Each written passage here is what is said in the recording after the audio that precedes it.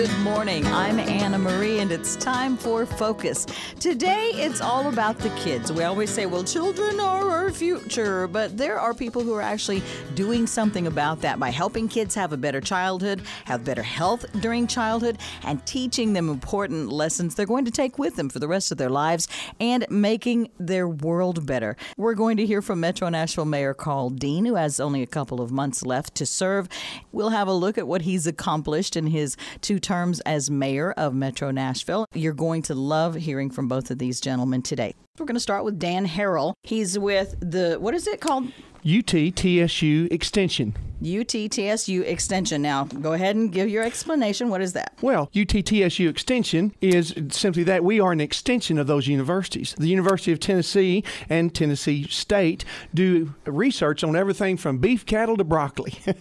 And we extend that knowledge to the citizens of the state. So each county has at least one agent in their county that can help them. We do cooking classes, we do canning classes in our FCS program, and on my side, we do agriculture. Okay, so what do you do personally? My title is a school and community garden coordinator. Now, the great thing about Metro is our schools are going great guns with gardens. We are growing and teaching kids where food comes from. Now, that's important because a lot of kids don't know where food comes from. Too many times, they know French fries, they don't know carrots. Okay? I'll pull a carrot out of the ground and their eyes get wide open. But also, some adults don't really know where food comes from. Most people think it comes from the store, but somebody had to grow it. And so we're growing it right there on the school grounds. We're using mostly raised bed gardens. That means we build a box and almost it is above the ground. And we put our own soil in there, and we put our own plants or seeds, and we grow everything from flowers to something to eat. We do vegetables and fruit, and also some of these flowers are what we call beneficial plants. They keep bugs away.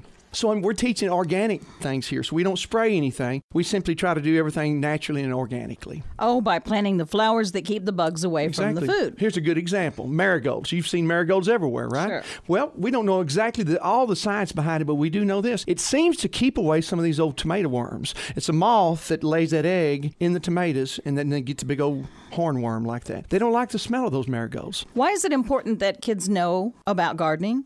I think it's this. 2 things. 1, where does food come from?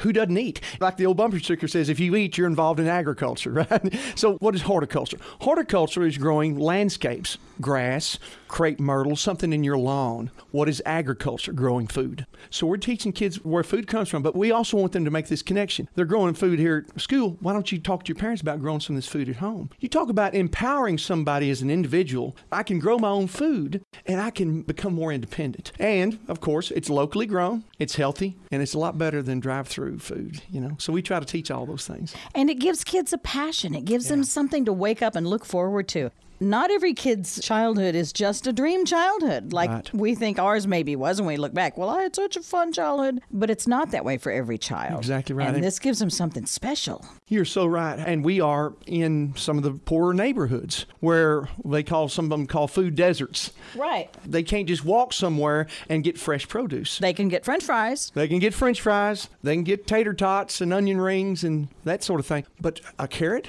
Or how about a fresh tomato or squash? Oh, and this time of year in the South, we're in the South. You got to love okra. We're growing a lot of okra out there.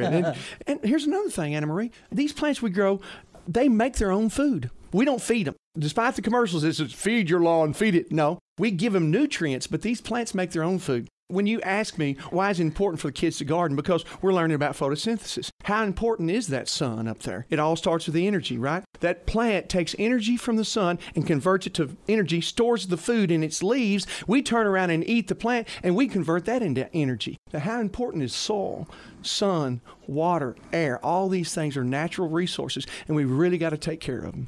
And it teaches them about that food that instead of just suddenly appearing on their plate and they go, I don't like that, it's green and yucky and I've never seen it before, they go, I grew that. Yes. I know what that is and I love it because I grew it. How many kids would say, if you ask them, raise your hand if you like English peas. But if I grow those little peas out there in the garden and I walk out there with them, I open up that thing and I say, this tastes like sugar. And man, they say, can I have some? And it does. Those little sweet peas taste like sugar. There's just nothing like it. You don't like what you do you? Can you tell? Now, if you've just joined us, this is Focus, and we're talking today about some of the things that are available to kids here in the Nashville area. And today we're talking with Dan Harrell. He's the School and Community Garden Coordinator. How do you choose which schools get gardens, and how do you choose what to go into the gardens? We work with any school here in Davidson County, whether it be public or private. Yeah. And we grow in their garden. In fact, I'd like to make a pitch for that. If there's somebody out there that says, wow, I wish our kids had a school garden, well, call me. I'm the one to help you with that. Good. I help with this to give them grants. There's one grant that comes from Farm Bureau through their Ag in the Classroom program. So we can get money from a grant. We can get this thing started, and we can grow food on the school grounds. And we've got close to 50 schools right now that are growing school gardens. That's a lot. And it's a wonderful thing. So is this a class? Do they go into the garden class, or are they in some other class and they start learning about it? Good question. In our elementary schools, we have curriculum for this. So we consider this an outdoor classroom. And the teachers, teachers, I'm talking to you teachers now. I know you got so much on your plate. God bless you. I mean, you've got so much out there. And so anything that's more can be a burden. But when we have the curriculum, like in an elementary school, it becomes part of the school year. And that's wonderful. High schools, many of our older high schools have greenhouses. So I work with FFA programs there. That's Future Farmers of America. One of the pieces missing is sort of the middle school, but we're working on that. In fact, John Trotwood just got a grant last year, and they built a beautiful greenhouse. That's right there in Green Hills, and I'm working over there with some of them. So the middle schools are coming on, and we're getting there, but we're trying to work for more gardens in middle schools. Good. And may I ask why you brought the guitar? Well, it's Nashville. You have to ask permission to bring it in most of the time. We almost didn't let you in. I know. Oh, well, here's somebody showing up with a guitar. So you said that, actually, I know the reason. You said that you use songs to teach the kids. I use songs. By the way, Anna Marie, I think that music is the universal language. We've got a lot of languages in our schools. I think at one school, a high school has over 20 languages spoken in one high school here in town. So we got a lot of languages, but music is the universal language. And so I've written some songs about gardening, and I try to teach the kids. This song I'm going to sing you here teaches two main lessons. Number one, that when you go home or you're at school, these buildings we're in are shelters. They keep us cool, like on a July day today, or they keep us warm in the wintertime. But our home is the earth. This earth is our home. And we all share it, and we've all got to take care of it. And then another part of this song is actually the anatomy of a plant. The stem and stalk grow to the sky, that sun up there, right? Photosynthesis, and the roots grow down below. So I teach that in a fun way about them understanding the basic structure of a plant, too. Okay, let's hear it.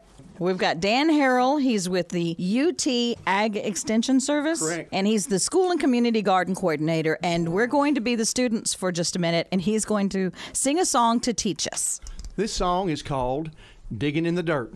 This house where I'm living keeps me safe and warm, but this house is just a shelter. The earth is my home, and I want to know all about it. And one good way to learn is digging in the dirt. Digging in the dirt. Getting back in touch with this good earth. Digging in the dirt. Learning how to grow and learning how to work. Digging in the dirt. You might get a little bit on your hands and your shirt. Digging in the dirt. Yeah, we'll plant a seed. Watch it grow.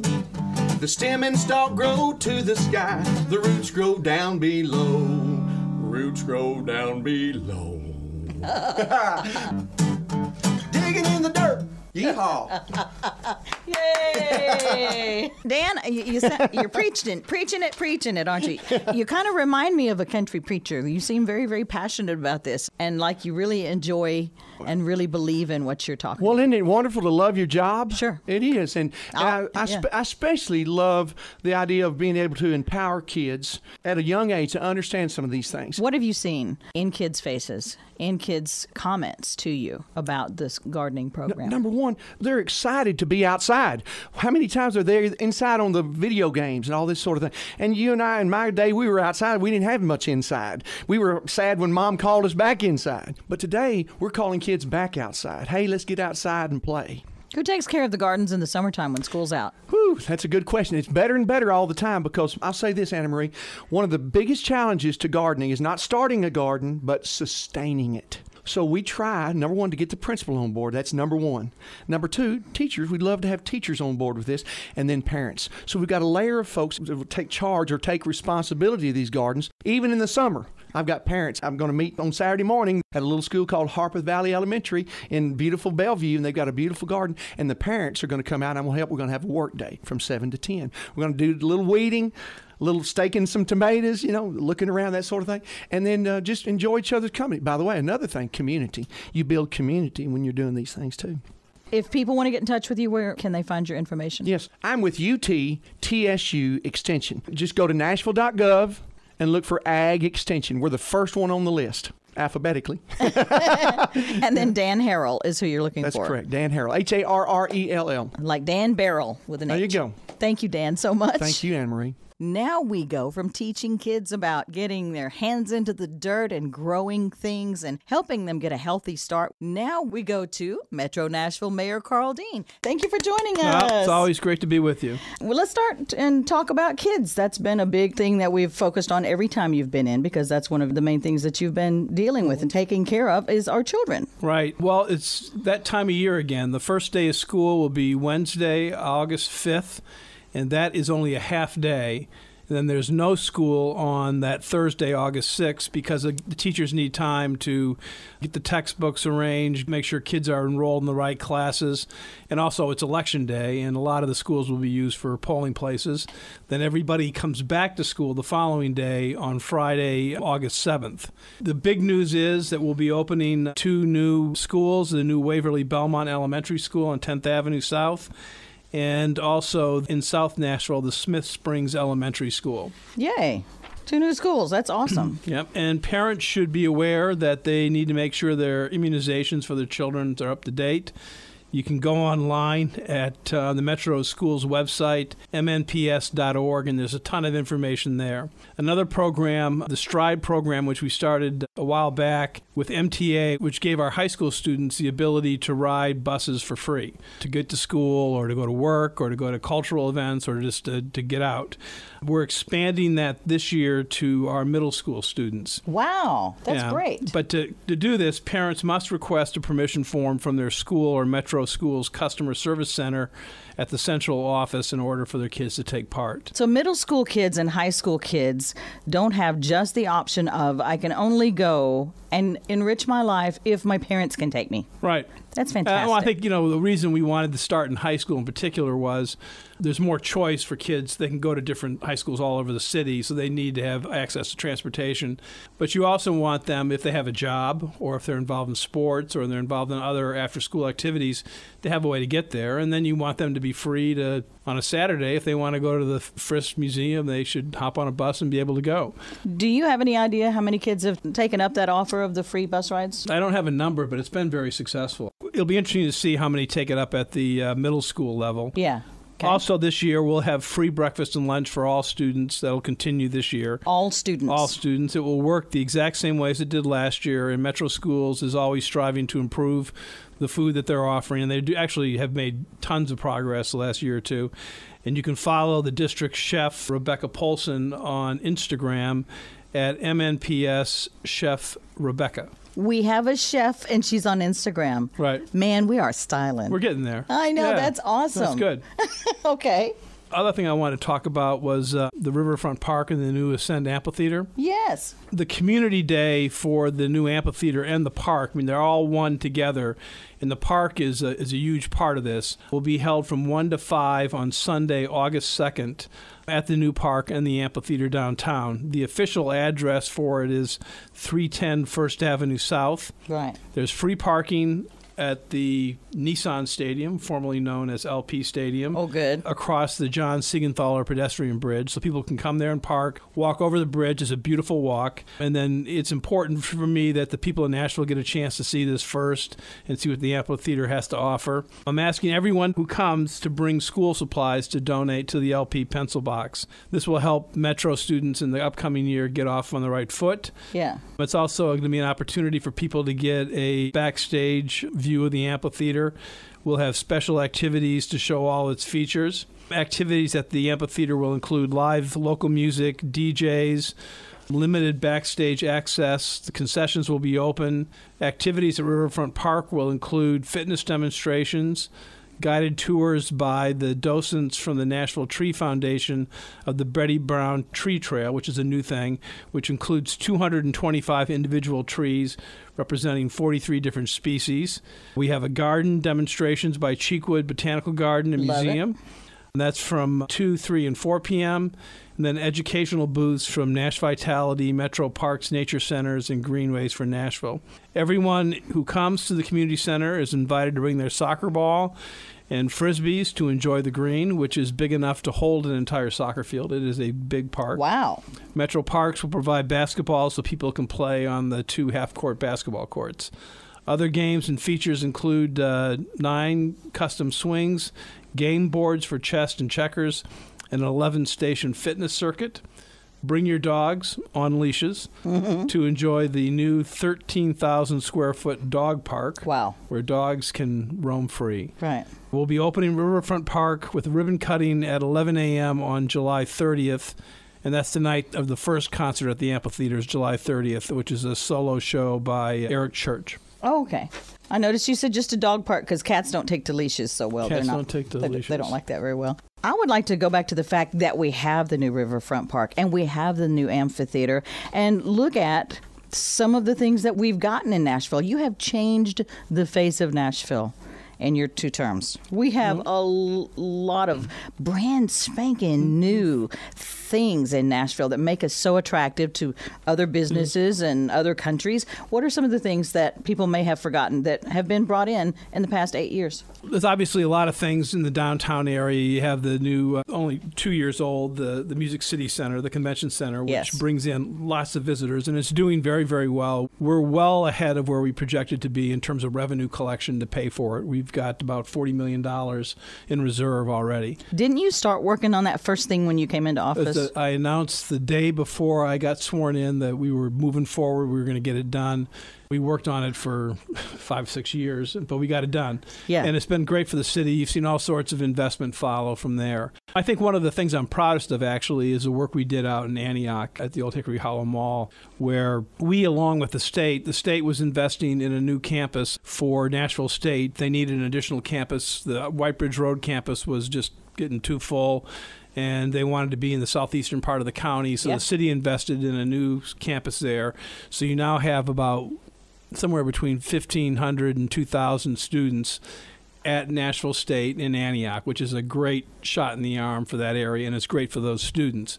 We bought part of the mall. We put in a new community center, which is essentially a recreational center managed by parks. We put in a large regional library. We took a portion of the parking lot of the mall and converted it into a park, made it into a green area. And then we did this agreement with the Nashville Predators where we built the Ford Ice Rink, which is 2 sheets of ice, and it's managed by the Predators. And the coolest thing about it is that Scott Hamilton, Olympic gold medal winner, is teaching skating there. Wow. You think of that. In Nashville, Tennessee, we have over in Antioch 2 sheets of ice, indoor, beautiful, state-of-the-art facility where Scott Hamilton, an Olympic gold medal winner, is teaching skating to the kids. That's fantastic. Yeah, it's pretty cool. And there are other things like the new baseball stadium. The new baseball stadium, which is doing great. I think last week they passed in attendance the whole year's worth of attendance, the whole season's worth of attendance last year at Greer Stadium. The good thing about that is, number one, it's baseball, which is always a good thing.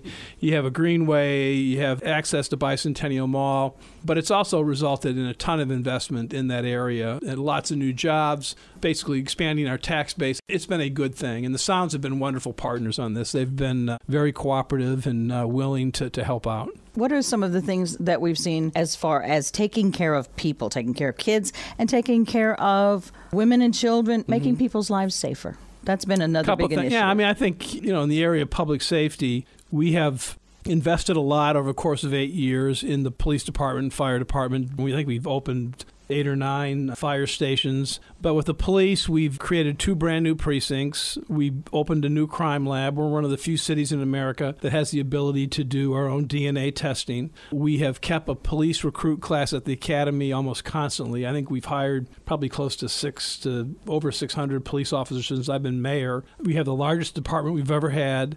Great leadership. I think Steve Anderson does a fantastic job. And we've seen crime go down. We hope it stays down. We had 50-year lows in homicides in 2014, 2013. We're running ahead of where we need to be right now. We're keeping an eye on that. But I think our police department does excellent work.